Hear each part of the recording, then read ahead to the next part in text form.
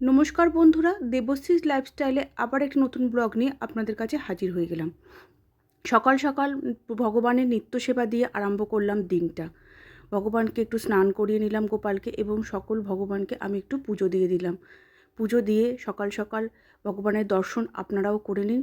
পুজো করে নিয়ে এবার এইভাবেই আমি আমার দিনটা, প্রতিদিনের দিন শুরু হয় আমার। এবার চলে গেলাম রান্নাঘরে। একদিকে ভাত বসিয়ে দিলাম, অপর দিকে বসিয়ে দিলাম একটি কড়াতে তাতে করব আজকে এঁচোড় চিংড়ি। এই সিজনের প্রথম এঁচোড় আমার বাড়িতে এসছে, আজকে বেশ আনন্দ হচ্ছে। কড়াতে 2 রকম তেল দিলাম, তাতে দিয়ে দিলাম শুকনো লঙ্কা, তেজপাতা আর জিরে ফোড়ন। দিয়ে বেশ ফোড়নের গন্ধটা উঠবে, বেশ ফোড়নের বেশ ভাজা ভাজা একটা গন্ধ উঠবে, তার মধ্যে দিয়ে দিলাম কোচানো পেঁয়াজ। আমার এঁচোড়ের অনুযায়ী আমি 2টো বড় সাইজের পেঁয়াজ মিহি করে কুচিয়ে রেখেছিলাম, তাতে দিয়ে দিলাম।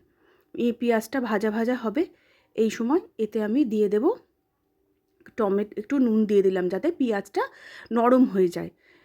বেশি তরকারিতে ওই পেঁয়াজ দেখা গেলে আমার খুব একটা ভালো লাগে না। তার মধ্যে দিয়ে দিলাম ক্যাপসিকাম, টমেটো আর ক্যাপসিকামটা ভাজা ভাজা হবে। এই ভাজা ভাজার সময়তেই দিয়ে দেবো আমি চিংড়ি মাছটা, আর দিয়ে দেবো প্রতিদিনের নিত্য মশলা, যেমন হলুদ গুঁড়ো, জিরে গুঁড়ো, লঙ্কা গুঁড়ো, ধনে গুঁড়ো। আর আমার এঁচোড়েতে না গোলমরিচটা ভীষণ ভালো লাগে, একটু বেটে দিলে আর ভালো হতো, কিন্তু আমার বাটার আর সময় ছিল না, একটু বেলাই হয়ে গেছিলো, সেজন্য আমি গুঁড়োটাই দিয়ে দিলাম। ওই জন্য উপর থেকে একটু জল দিয়ে দিলাম যাতে মশলাটা একটু নরম নরম হয়ে যায়। এর মধ্যে মটরশুঁটি দিয়ে দিলাম। আমি খুব একটা রান্নাতে আলু খুব একটা ব্যবহার করি না। আপনারা চাইলে আলুটা নিশ্চয়ই ব্যবহার করতে পারেন, সেটা আগে থেকে ভেজে রাখবেন। আর আমার এঁচোড়টা আগে থেকেই সেদ্ধ করা ছিল নুন আর হলুদ দিয়ে। আর এই সিজনের প্রথম এঁচোড় তো, কখনো কখনো এই প্রথম কচি এঁচোড় একটু কষা হয়, সেই কারণে আমি মশলাটা ভালো করে কষে নিয়ে তার মধ্যে আমি দিয়ে দিলাম একটু টক দই, ফ্যাটানো টক দই দিয়ে দেবো, যাতে একটু টক টক হলে এঁচোড়ের এই কষা ভাবটা বোঝা যায় না। দিয়ে তার মধ্যে এবার এইভাবেই এঁচোড়টা রান্না করব। আর একদিকে এবার বসিয়ে নেব চিকেন স্টু। ভালো করে চিকেনটা আগে থেকে পরিষ্কার করে ধুয়ে রেখে দিয়েছি। এবার এতে টক দইটা দিলাম, দিয়ে এবার এঁচোড়টা দিয়ে দেব। টক দইটা দিয়ে একটু ভালো করে কষে নিতে হবে, কেননা টক দইটা একটু ফেটে ফেটে যায়, ভালো লাগে না সেটা দেখতে। এবার এঁচোড়টা দিয়ে ভালো করে কষে এতে একটু জল দিয়ে দেব, নামাবার সময় ঘি আর গরম মশলা। আর আপনারা যেরকম মিষ্টি খাবেন, যদি কেউ মিষ্টি খান, মিষ্টি দিয়ে নামিয়ে দেবেন। বেশ ভালোই দেখতে হয়েছে বলুন, বেশ লাল লাল, আর এঁচোড়টা একটু ঝাল ঝাল, বেশ ভালোই লাগে। এবার আমি অন্যদিকে প্রেসার কুকারটা ধুয়ে পরিষ্কার করে বসিয়ে দিলাম, তাতে সাদা তেল আর বাটার দিয়ে দিলাম। তার মধ্যে আমি দিয়ে দেব তেজপাতা আর হচ্ছে গোটা গরম মশলা, যেমন লবঙ্গ, দারচিনি আর ছোটো এলাচ।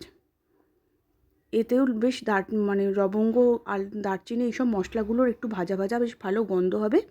সেই সময় ওর মধ্যে আমি রসুন কুচি আর আদা কুচিটা দিয়ে দেবো।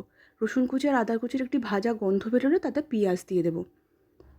তার সঙ্গে দিয়ে দেবো ক্যাপসিকাম, টমেটো আর কিছু সবজি, যেটা হচ্ছে বিনস আর গাজর। টা দিয়ে একটু ভাজা ভাজা করে নেব। তার মধ্যে এবার পরিষ্কার করে ধুয়ে রাখা যে চিকেনটি ছিল সেটিও দিয়ে দেবো। দিয়ে ভালো করে ভাজা ভাজা করে, আমি চিকেন স্টুতে খুব একটা বেশি কিছু মশলা ব্যবহার করি না, শুধুমাত্র ধনে গুঁড়ো আর হলুদ গুঁড়ো। চিকেন স্টুটা একটু বেশ সাদা সাদা দেখতে হলেই ভালো লাগে, বেশ লাল লালটা চিকেনের ঝোল ঝোল ভালো লাগে, স্টুতে বেশি ভালো লাগে না। আর যা গরম পড়ছে, পাতলা পাতলা এই চিকেন স্টুটাই বেশি ভালো লাগে দুপুরের দিকে। এবার আমি পরিষ্কার করে ধুয়ে রাখা চিকেনগুলো দিয়ে দেব, দিয়ে একটু ভাজা ভাজা কষবো ওর সাথে। তার মধ্যে ওই হলুদ গুঁড়ো আর হচ্ছে তোমার ধনে গুঁড়ো আর নুন দিয়ে আমি জল দিয়ে প্রেসার কুকারটা এঁটে দেবো। 2টো সিটি দিয়ে নামিয়ে নেব। আপনাদের যদি আমার এই চ্যানেলটি ভালো লেগে থাকে বন্ধুরা, তাহলে আপনারা একটু সাবস্ক্রাইব করে দেবেন, লাইক করে দেবেন। ধন্যবাদ।